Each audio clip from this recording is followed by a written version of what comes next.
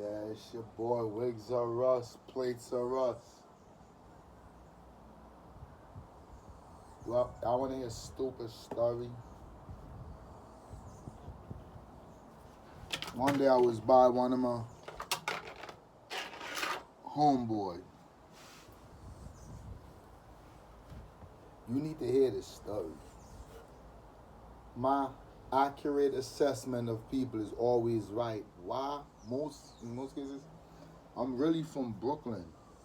Brooklyn niggas done seen it so many times they could look at it and say, "Oh, this is what's going down." You can speculate. I'm at a house, so I'm not gonna mention the name.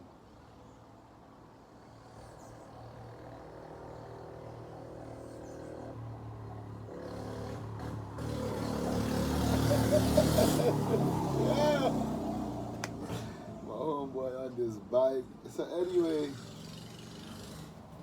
dude was in the house. My man pulled out a weapon.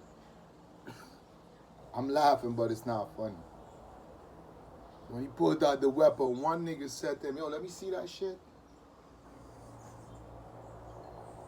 So after the nigga gave him the weapon,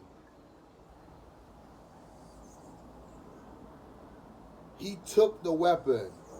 It was loaded. And he went to sit down in a corner. And that boy took about 2 to 3 hours just staring at the gun. He twisted, he turned it, he looked down in the nozzle. He was just like a book. So after about 5 minutes, and I looked over there and seen that he was still doing it. I looked over at him like, but after 2 hours passed and he was still sitting there staring at the weapon, I said to myself, "Oh, he another one of them guys that gonna get killed soon." I felt the energy. I said, he one of them guys that gonna get killed in the process of his gangster life. Look how he worshiping the weapon. Guess where he at right now?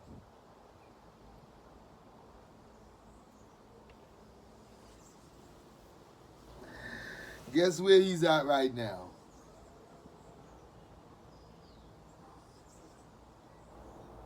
Remember I told you when I looked over there after 5 minutes and noticed he was watching, just reading the weapon like a book? And you recollect that I mentioned previously that he sat in the corner, and after 5 minutes I looked over there, I was like, okay. But after an hour passed and I looked over there, I was like, hell fucking no. Oh, this motherfucker gonna kill somebody. It ain't gonna be me, I know that. Cause I'm watching him. Everywhere he point the gun, I'm looking at him. At one point, I seen him pointing the gun, looking at it, but the barrel is at me. I said, my man, put down the fucking gun. He's like, wow. I said, yo, my man, put down the fucking gun.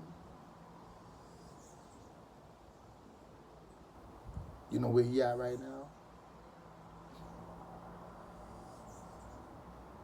Remember, he was a gangster. He's currently deceased.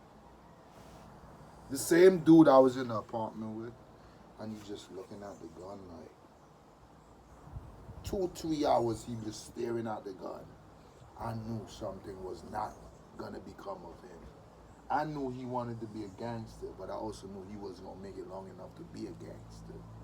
Cause he was worshiping the gun instead of worshiping the thought that created the gun. Mankind created a gun. So when you niggas around here believe that nobody can do you nothing, keep dreaming. Everybody got them. So when you think you got yours and is the last one, keep dreaming. The nigga that was watching the weapon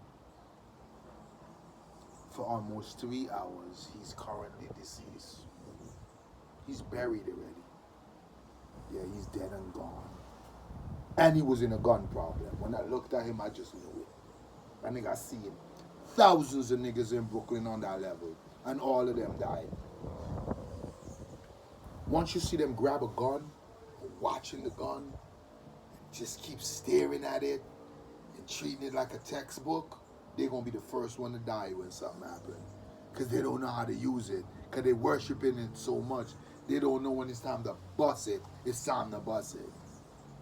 So yeah, he's dead and gone. Shout outs to you. I used to be involving people, kids in gangster life when I was in New York. I used to employ people, kids, to sell drugs. It's because they was out there killing people, and I stopped them from shooting at niggas, killing niggas, to start hustling what I'm hustling, which is a little bit of vegetable. You know that. Come on. It's considered a drug at the time, so I gotta say drugs. So the young man is deceased. He's buried. I told him the life that you choose ain't for him. I explained to him the life that was chosen by him ain't for him. He's dead, he's buried. His family can't cry no more. Thank you. I'm wigging on like a sandstorm.